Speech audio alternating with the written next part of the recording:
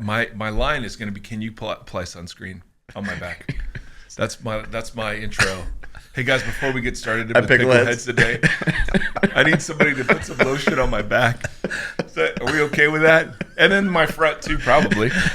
Yeah. I can't fully reach. Yeah. I have a barrel chest. Yeah, barrel chest. I'm barrel chested. It's right in the middle there. Yep. Can't quite get it. Yep. And I don't want to get the lotion on my hands. No, because it's pickle. We play pickleball. So yeah. Yep. Is this helping, Suzie? Welcome to Journey Now, a podcast about following Jesus that takes on serious issues without ever taking itself too seriously. Each week, the pastors, staff, and friends of Journey Church in Brentwood, Tennessee, gather to catch up, share life together, and laugh a little. Okay, a lot. Maybe too much. But along the way, they also explore what it really means to bring heaven to earth, share Jesus' hospitality, and live cross-shaped lives. Part Babble, part Bible, and occasionally even thoughtful and entertaining, this is Journey Now. All dry. Perfect. all dry, she's saying. That's it. That's literally. Context, if we're actually putting this in. Are we putting this in the... That's a great cold open. Okay. Just you starting talking about pickleball lotioning? Yeah. Yes. Listen, I have very fair skin. Yeah, You do. I do. We know. We've been trying to light the gathering space because of it. The whole thing. There's a whole Slack channel. Is there a ghost up front? There's a whole Slack channel about that. Devoted to lighting. About the glistening? And every once in a while, someone will say, well, we don't have that problem with Suzie. Or Kevin. Yeah. Do they say or Kevin, or did you just add it? Yeah. Because Wispy. I don't know. I added it. That's fair. Wispy Dix has his other thing. That's a different problem. Totally different. So there's a glisten. There's a glistening sub slack. Okay, fair enough. It's a big problem. It's not just the glistening. It's the tone. It's Just your face. It's the whole thing. It's your face. What's the tone? Again, we don't like your personality or your face. Exactly. But everything But else. other than that, we Part love of it is you wear a black shirt too, and it's like, Well, the slimming. irisness of your skin. That's what I heard one time. It's Someone one time, 20 years ago, said a black shirt is slimming, and I've worn nothing since. Right. you And know, now we just have a floating head problem. Is that what it is? Is that Yeah, okay? that's what they're calling So there's it. a Slack channel dedicated to how we There is. light the space. Yes. Because of my face. Seth Erie, I need you to handle this for me. Brad. yes. So back to sunscreen. Thank you for that detour. That was very Hey, welcome mean. to Journey Now. Yes. We are in the Suzie, middle of we're not going to talk about the Slack channel we have about you. I can't even think of what it would be about. There's nothing. There's nothing. Although yesterday she walked out of the office. Yeah. Was it yesterday? Was it yesterday? Was She she was yesterday? like, there was some Zara sass. It was Yeah. on Sunday morning. Sunday morning. She Yes. walked out with little Zara sass Yeah, about yeah. something, and we're like, watch There it is. out. There it is. We should have a sub Slack. Yeah. I'll Zara. start that. Wait, Zara. this was on Sunday? Yep. Yeah. Yep. But I went to lunch with you on Sunday. You were great. Oh, It's really? just Hold that- on a second. She's Hold on a second. So I need to call this out. So there is this is a sin problem. Oh. All right. So let's first start there. Okay. There's a preferential treatment. Suzie, as you all know, is amazing. The pastor, teacher, leader, apostle, prophet. She might have all the spiritual gifts, all of them. all of them. In one person. Yep. And so the quest for Suzie's approval is rampant throughout our staff. Not true. When Suzie approves of somebody, you feel it. There's joy. There's radiance. So excuse me. Radiance. I'm getting choked up. It's been very so. Tim, I don't know, podcast listeners, if you know this, but Tim and I really love to make each other laugh. Yeah. And at times it may cross small dotted lines. Austin. Oh. Yeah. Small Small dotted lines. Yeah. Kevin yesterday was on fire, by the way. And way off the reservation. Way off. But there's a difference. So I've just been noticing how Suzie reacts when Tim crosses the dotted line versus when I cross the dotted line. Yes. Right? Yes. You saw this. Oh, This yes. is an eyewitness. So when I We cross the have- dotted so line, true. there's an eye roll and head shake. Why do you keep looking at each other? because we know the truth. And then, but when it's Suzie, it's that face right there on YouTube. Whenever Tim does it, Yeah. if I could say the exact same joke in the exact same way, But it's timing. You know what I mean? no, It's your with the heart, exact same and timing. you're so pale. It's hard for you to say things. I think also because he hugs with his eyes at the same time, so it's like So I don't know. It just comes across differently. So frustrating. that happened yesterday. Well, I'm Yeah. observing. Yeah. I'm observing. It was all there on display. It was. Thank you, It was. Kevin. You're welcome. Thank you for seeing me Wow. on this. So You're always on my side. I'm not on anybody's side here. he's on the I side just of the think it's truth. really funny. So we could say Makes the me same laugh. thing, and Susie's just rejoicing when Tim says it, and then I get an eye roll. So okay, that's followed up by Suzie came in today with just a little, just a little speck of a tear. Yeah. And she's just having an emotional day, which Yeah. is we all do. And I was like, oh well, who was with you? And she's like, oh, It's it's not what you said. she's like, it was Tim. And I'm like, oh, well, of course it was. And then just now you heard it on live. I've never been invited to lunch. That's because you go home to go to sleep right away. Yeah. No, you should Our- go to The McDonald's or only to reason I Chick-fil-A. go to sleep is because no one invites me to lunch. That's so not true. That is so not Or true. there's no football go on. into- Yes. Or there's no You football. go into your introvert cave after church. So on let's Sundays. let's just throw this out there. Yeah, which you've already done. Yeah. Yeah. Yep. So I want to have a confrontation Yeah. about I feel like I was adopted into the family, but that you guys are natural siblings, and there's a clickiness that frankly Kevin and I are tired of, right, Kevin?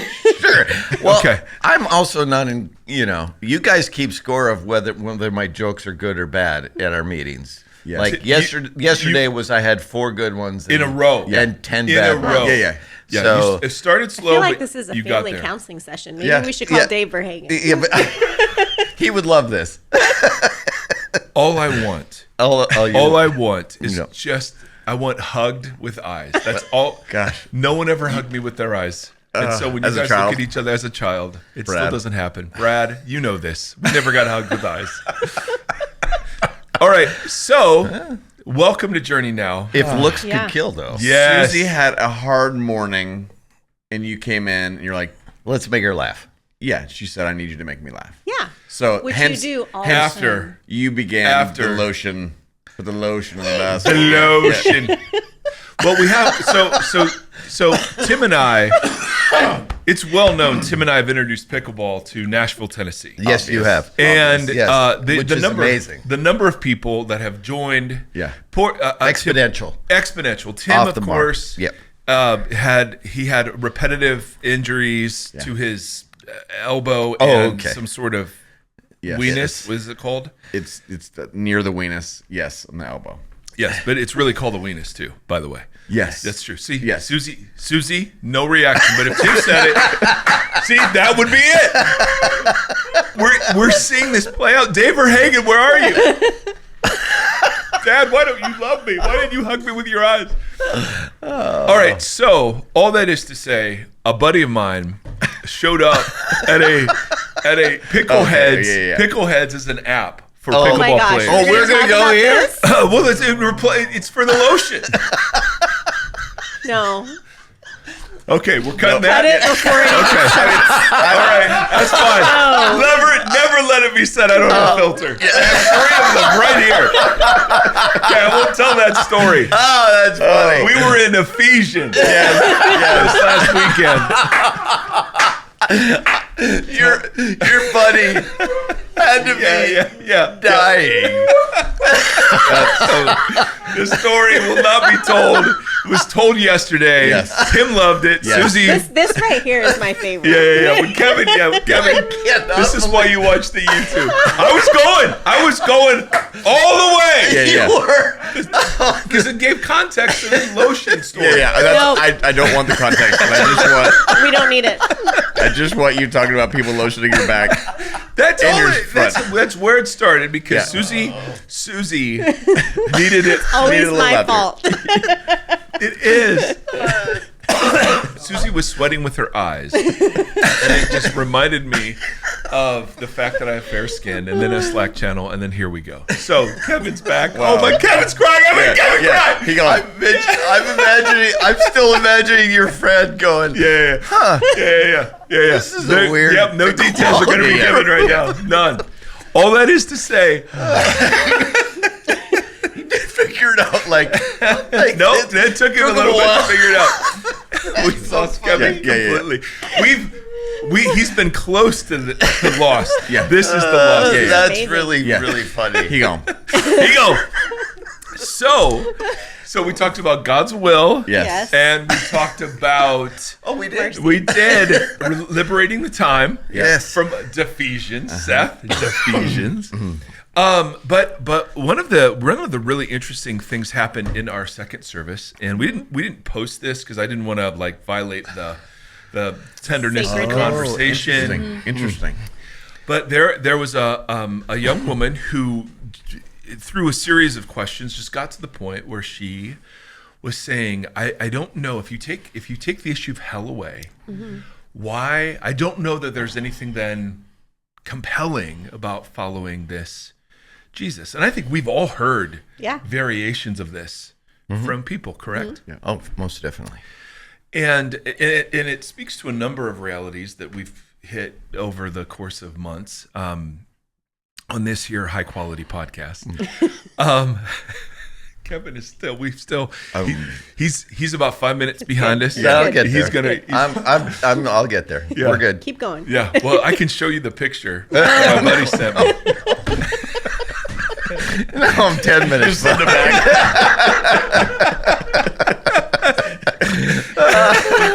Okay. Flashing everyone's Okay, every now and again. Yeah. Next time you're preaching, I'm gonna sit in the front. Have that up there. See what happens. Well, I just can't imagine somebody taking that long to figure it out. I know. That's really funny. So God's will stuff, great. We could talk about that. Liberating the time was a super interesting concept. But this young woman had this beautiful, gentle, tender, hey, all of this sounds great in theory.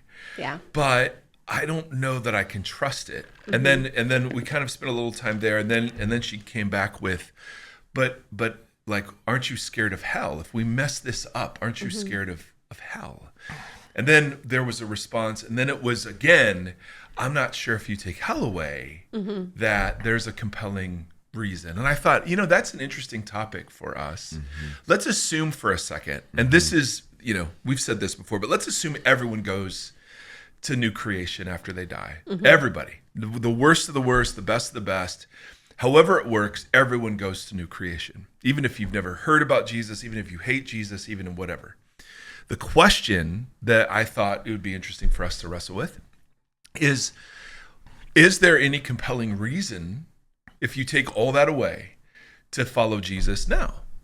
And I thought it'd be interesting. I got to speak to it a little bit on Sunday, but I thought it'd be interesting for us not to give the pastoral answers, but what's the real thing? Because I think we've all experienced disappointment with God personally. We've all experienced disappointment with this church, his bride. We've all experienced things not working out the way we thought or intended. And yet we're all still here. And I feel like it's true for me. I think it's true for us, that the longer we walk, the more deeply committed we've become. But the less tolerant we've become of all of the BS, kind of around. So if somebody asked you, Bible study. as practice, BS stands for Less Bible tolerant to the Bible study. Yeah. For sure. That is a story I want to revisit. So the question for the group is, at the end of the day, and it doesn't have to be well thought out or whatever, but like why do you follow Jesus in like without pastor language or without Christian language as much as possible? Why if you take the threat of hell away, why say yes to this? I mean, I often say, and probably get in trouble saying, that I'm at good days, maybe 85%. Yeah. In other days, lower. Sure that Jesus is who he says he is, that God is real. I mean, I wish I could be 100, and I think my whole life it was like, I should be 100. And faith means I'm 100. And I think for me, I'm like, I'm just going to bet my life on this thing, and not just to get in or out, but it's just this, especially, man, in these past few years. Yeah. It's been so like crystallizing to see the way of Jesus is so radically beautiful, and other than the way that I even naturally want to go, or that we all want to go. And I look at it saying, this is, I can't see a more beautiful way than this actual way of Jesus. Say more. Like what about it? I mean, yeah, these past few years, just as simply complex as blessing your enemies. Yeah. Like, who does that? Who's the person that would pray for blessing for somebody who just jacked them over? Yeah. A lot of nice people won't do that. The way of Jesus invites us into doing that. The way of walking through pain and sorrow, the way of grieving in the way of Jesus, the compassion he holds for people, even in his story, and how we get to then be invited into that is so beautiful. Yeah, so Hill and I have this conversation all the time. Like, That would be Hillary. Hillary, my wife. Yeah. Like this way of Jesus is so compelling to us.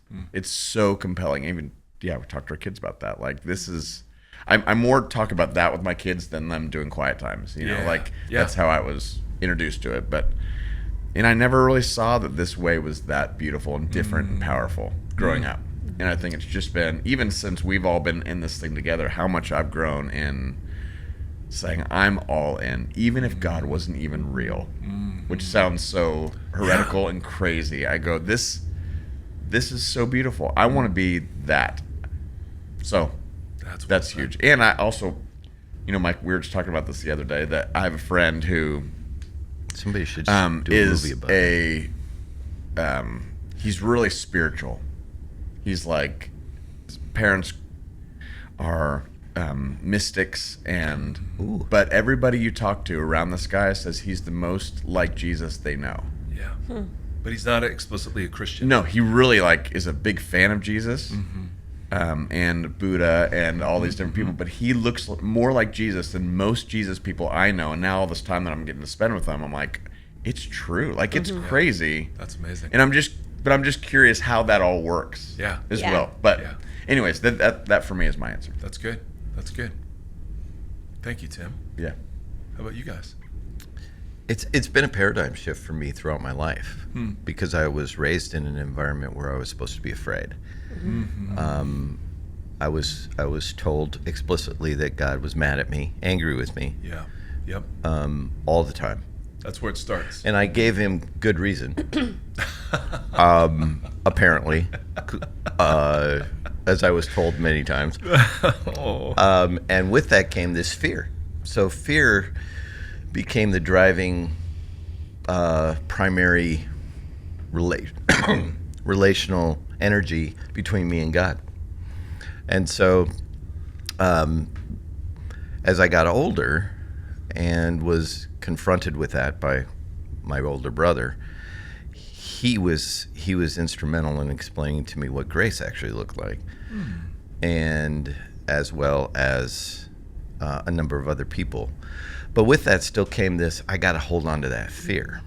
So there was and it wasn't of hell, because I never equated that God was in charge of hell like that. It was always like, it's not hell. It's his anger. I'm afraid of God. Yeah. Yeah. Yeah. Oh, that's so big. Yeah. That's so big.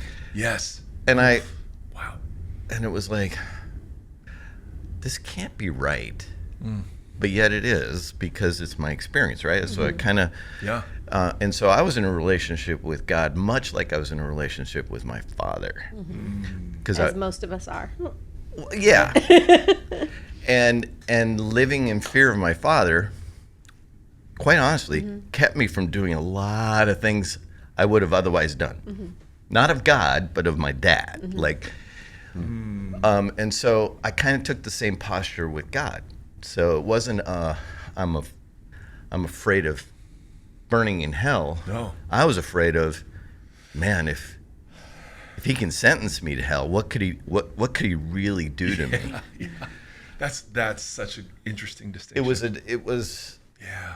And so as I got older and started to understand grace, and I studied Jesus for a period of time when I was in seminary, that was life-changing.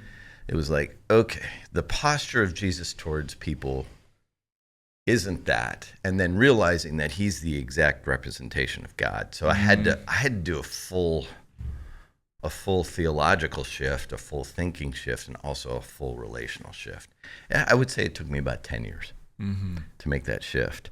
And what's compelling to me about following Jesus, it's the story of the sheep and the goats, because in the this is bad, but in the 80s, when I was in college, a guy by the name of Keith Green did a song I remember that. about sheep and goats. Yeah. And that just fed the fear, though, the way that it was presented, the way that it was sung. And I think the song was No Compromise. I could be wrong, for those of you who are out there, the two listeners. But anyway, all that to say this is that it brought me to a place where I said, I got to figure out what this means. So it talked about how the differentiation was between how we treated people. It was how people were treated. And one of the guys in the group that I was a part of said, flip it on itself. It's not how you how do you want to be treated? How does being on the other end of that treatment, one way or the other, change your life? And I sat in that for a long time. And there's a realization that poured over me. I want to be the person that can be able to receive that kind of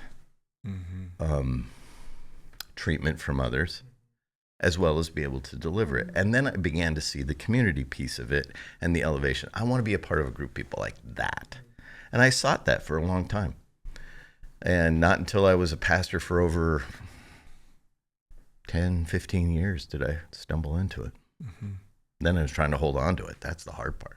Right. So the compelling thing for me was I get to participate in something much bigger than me, far outside of my ability to control, and be able to see people's lives changed. That for me, I whether hell's part of the deal or not, didn't matter. Yeah.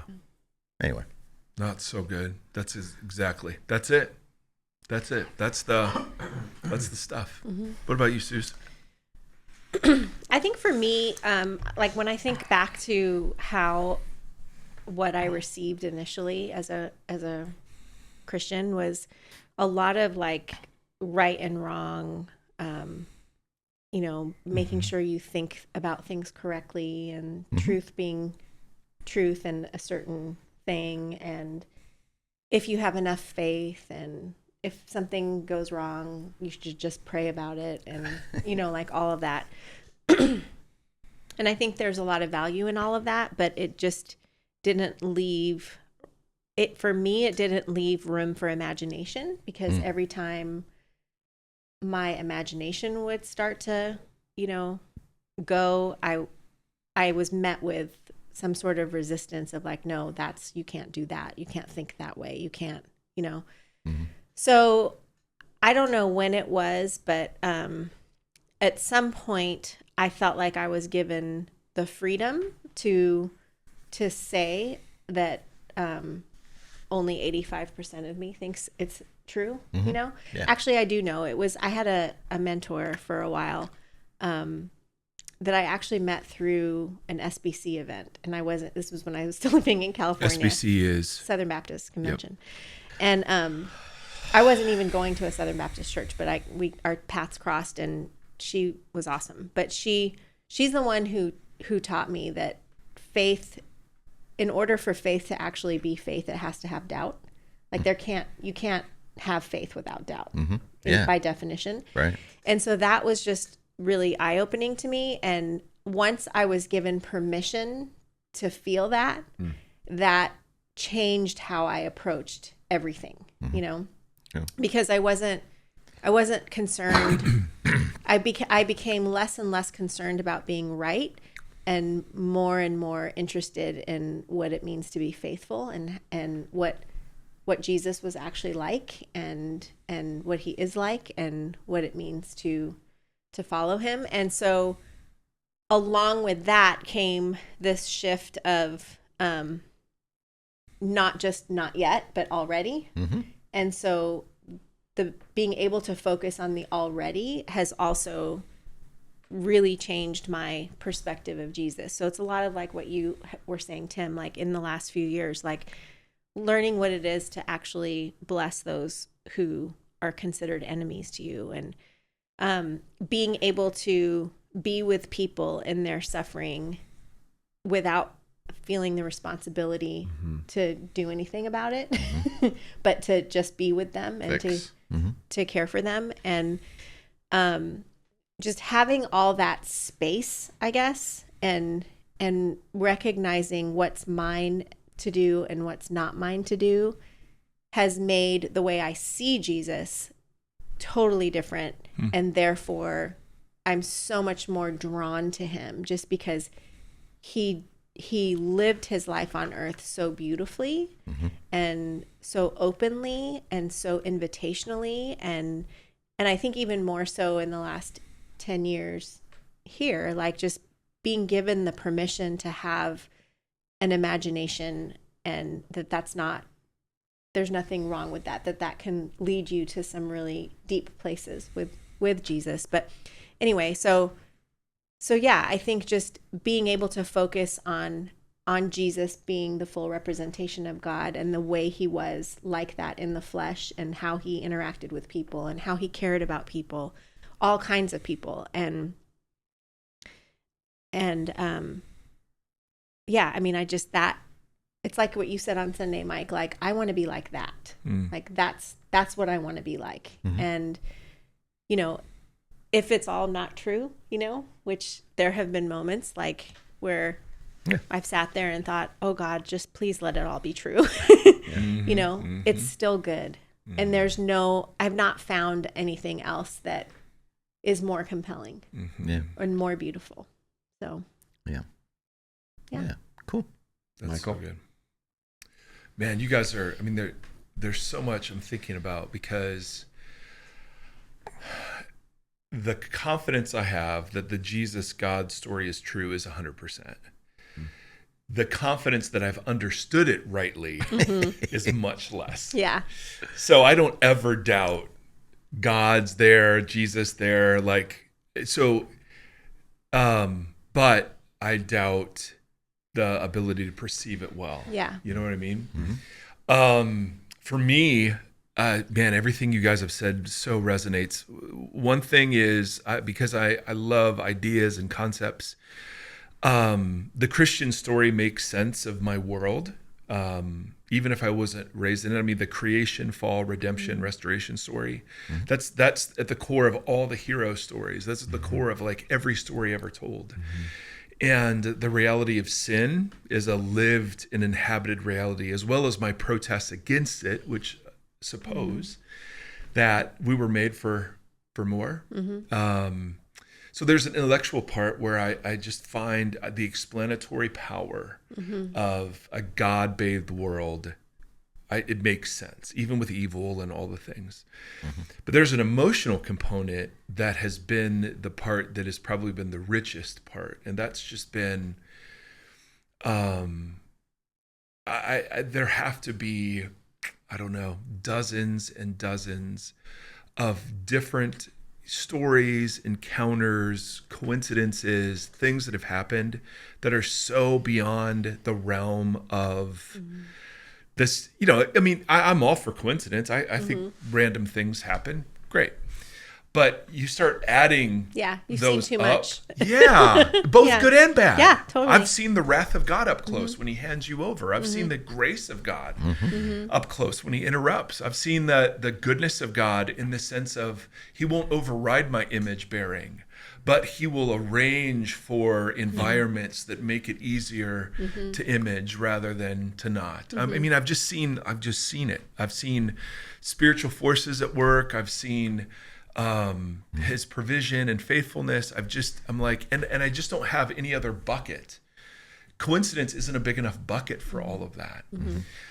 So there's an element of that for me too, where I at times I will just recite the stories of I mean, and again, I mean, he doesn't always work this way, and this isn't a comparison or contrast thing.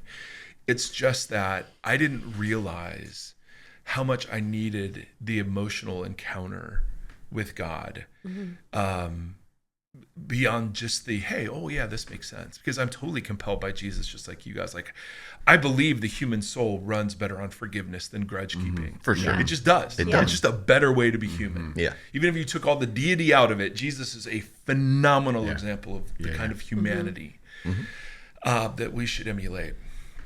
But there's just this other part that is mysterious and unexplainable. And it's what you were getting at, Kev, a little bit. It's bigger than us. Yeah. And so I know enough to know, but I don't know everything. And so there's this mystery and tension and paradox. And there's this mystical part, but this intellectual part. There's just, I don't know. It's just this, it's a reality that I've inhabited that I'm fully open to being wrong about. I mean, if somebody produced the body of Jesus, it's like, well, okay. Right. But I don't know how much of my behavior would change. Right.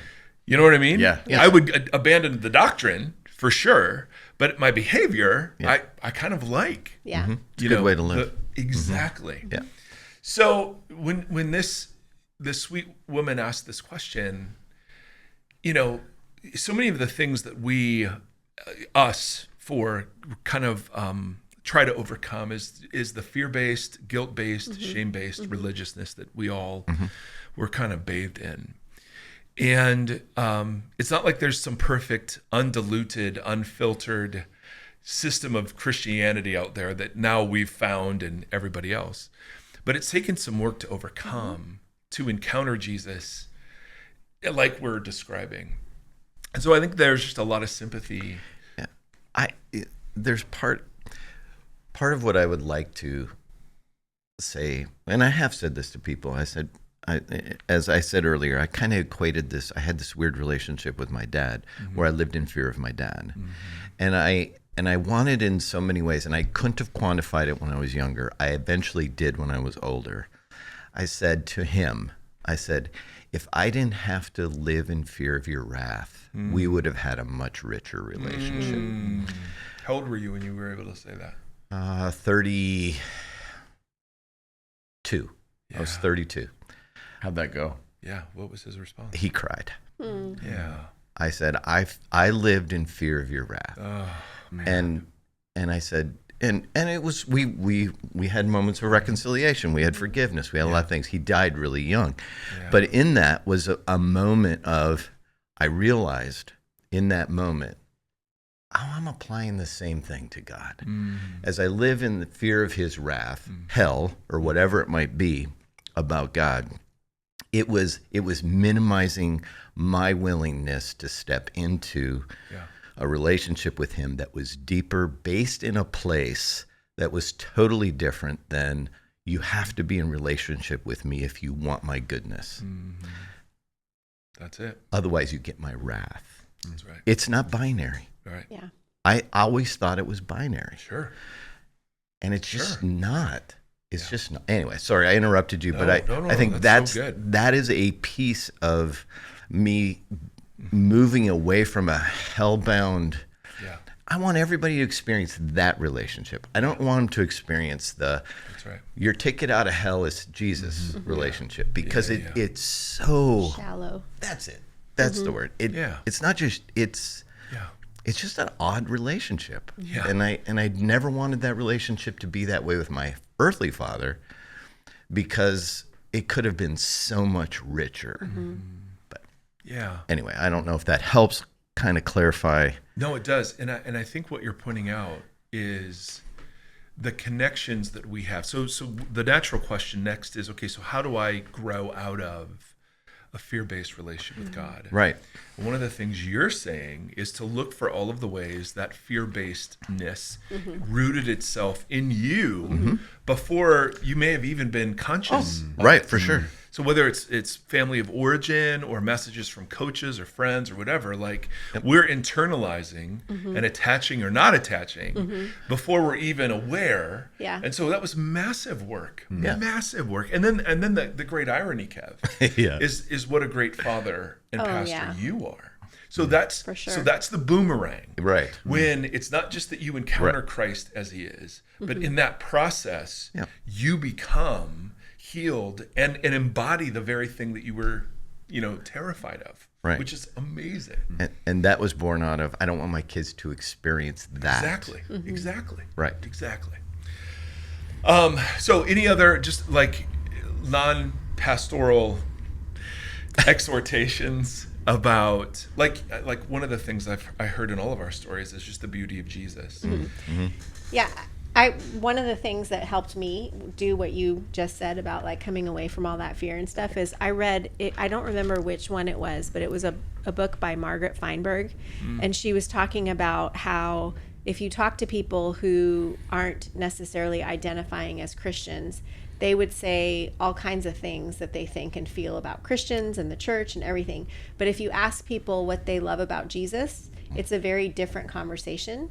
And so I received that for myself in that time as like, well, what do I love about Jesus? And it's like you mentioned on Sunday that what changed for you was going through Matthew, Mark, Luke, and John, and just reading it as though you're getting to know a person, not trying to prove a religion right or wrong. Totally. And so being able to go back to my Bible and looking at it through that lens, what do I love about Jesus, helped me really untangle all that other stuff. That's great. Yeah. It's a very simple question, but it's a profound question, and it can lead you to a lot of more true places than where we tend to sit. Yeah. Perfect. Well said. Tim, do you have anything you want to add to that?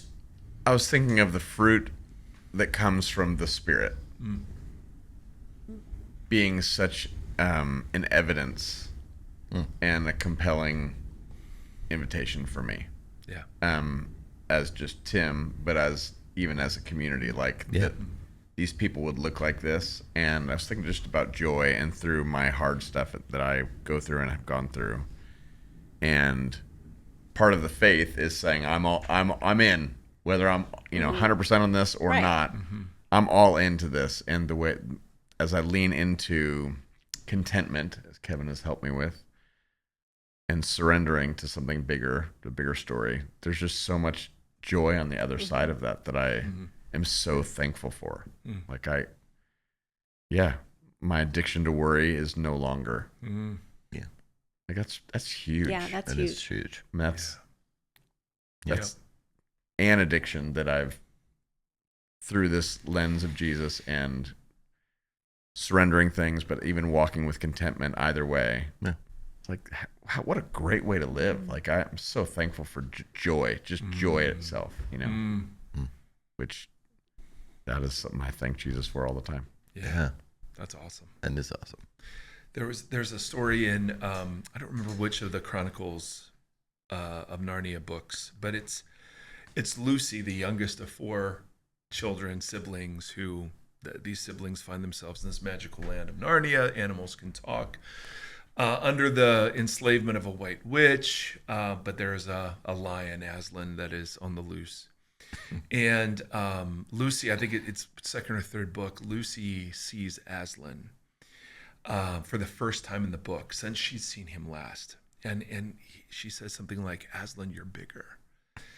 And he said something like, "The more you grow, the bigger I will become." Yeah. And the thing that I've noticed is there, like, you can be around people who claim to follow Christ, and then Jesus gets smaller so that it's identical to them. Mm-hmm. Their loves, their hates, their prejudices, their whatever. Yes. And then there are people who, as the longer they follow Jesus, the bigger he gets.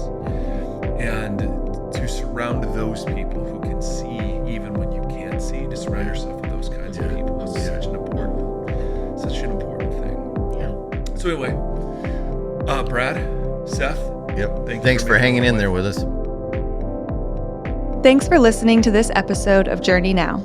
If for some bizarre reason you liked it, help us spread the word by leaving a review and sharing it on your socials.